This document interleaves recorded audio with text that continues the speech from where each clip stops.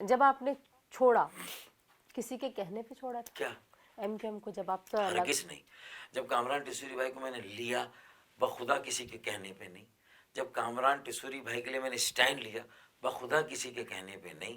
اور جب مجھے پارٹی سے ان کی دوستی کی وجہ سے مجھے اور ان کو ہٹایا گیا تو بخدا اس میں ہم وکٹم تھے، اور جو وکٹمائز کرنے والے ہیں ان کے پیچھے اگر اس وقت اسٹیبلشمنٹ تھی کہ نہیں.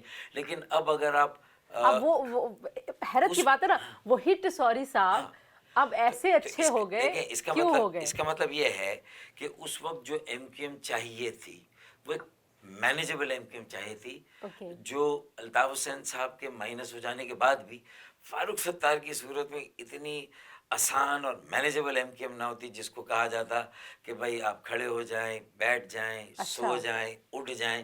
مطلب میں کم از کم وہ ایم کیو ایم میری سرپرستی میں تو نہیں ہوتی نا. اور صحیح. اس کو میرے خیال میں بہت سارے لوگوں نے آزما لیا تھا. جب ہمیں پی ایس پی کی طرف دھکیلا گیا حالات کے جبر نے، کچھ دوستوں نے جو سوشلائٹ تھے، تو وہ فارمولہ کارگر ثابت کیا بہت قبل از وقت. کسوری صاحب کو آپ نے انٹروڈیوس کرایا تھا؟ دیکھیں اس حد تک کہ وہ 4 سال سے آنے کی کوشش کر رہے تھے جب میں لایا نا، اس سے پہلے سے. لیکن وہ عادل صدیقی صاحب محروم، وہ نہیں لا سکے. خوشبخت شجاعت باجی لانا چاہتی تھی، وہ نہیں لا سکی. شاید عادل صدیقی بھائی اس میں نہیں چاہتے تھے کہ وہ آئیں، لیکن لندن سے ان کی اپروول ہو گئی تھی، وہ شاید مجھ سے پہلے آ جاتے. لیکن جب میں نے ساری باغ ڈور سنبھالی تو میری ان کی ایک پرانی یاد اللہ تھی، ایک دوستی تھی، ایک تعلق تھا. ان کی باتوں میں مجھے کچھ وزن آیا، ان کے مشوروں میں کچھ وزن آیا. میں نے کہا یار آپ پارٹی میں آ جائیں. پھر میں نے ان کے 4 لوگوں سے انٹرویو کرایا، جس میں عامر خان بھائی تھے، جس میں کنور نوید بھائی تھے، اور شاید اظہار الحسن بھائی تھے، اور ایک اور ساتھی تھے.